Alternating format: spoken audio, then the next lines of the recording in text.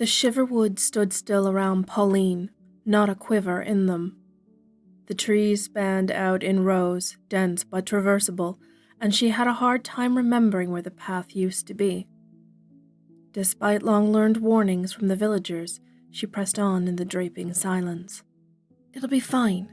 They're just stories. She rubbed the chill from her shoulders.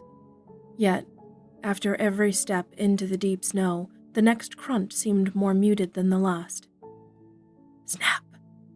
It echoed through the pillars of pines, but from what direction she couldn't tell. Just stories, she whispered in her mind, lest the shadows hear. 2 more steps. Snap! Snap! Pauline spun on her heels. The cold slithered past the heavy furs on her shoulders, up the tunic, and caressed the skin of her back. Her pulse thundered. Her breaths grew louder. A skittering crackle like that of nails on ceramic whispered amidst the trees. The Shivers! Pauline let out a shuddering breath. She made efforts to hasten and nearly toppled forward. And in the silence, they drew nearer. The quiet their shroud and blanket of the hunt. The crackle's ricochet died, but the pricks that tremored every inch of her skin told her they were nearing. A misstep, a sharp cry. Pauline's hands reached out just in time to brace her fall. Snow squelched, but the forest stilled. Only her breath dappled the air in quick, billowing puffs. Pauline scanned the forest. Nothing? A relieved laugh left her. All in my head. Snap! Pauline held back her breath. Looming black cloth, frayed and dangling with thin strands of ice, chimed as it crossed the crisp top of the snow. Shimmering feathers, the color of pitch, draped over its cloth shroud. The feet were white as snow and wrinkled like a hen's with translucent talons. It shook out its expansive wings and ice draped from their tips.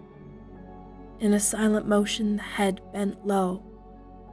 Round, like that of an owl, its white eyes gazed out from against the black downy feathers. Pauline's skin itched. Her body shuddered as instinct screamed for her to run. The Shiver loomed nearer. Its small beak opened to the faintest purr, the head twisting towards her. Wings like the night stretched to their fullest, and Pauline knew, in her skin and bones, she could not escape. An arrow sliced through the wing. It pierced the snow beside Pauline with plum-colored blood staining the white. The howl that burst from the Shiver's throat quaked the trees and jostled snow from their boughs. 100 paces behind the creature, Pauline watched the archer notch another arrow. The Shiver screeched, and Pauline covered her ears to the sound of its wings taking flight. But the silence returned, broken only by the soft footfalls of the archer. This is not the night to be out, child. The crone of the Shiver woods leaned on her longbow as she took in heaping breaths. Come, let me take you home.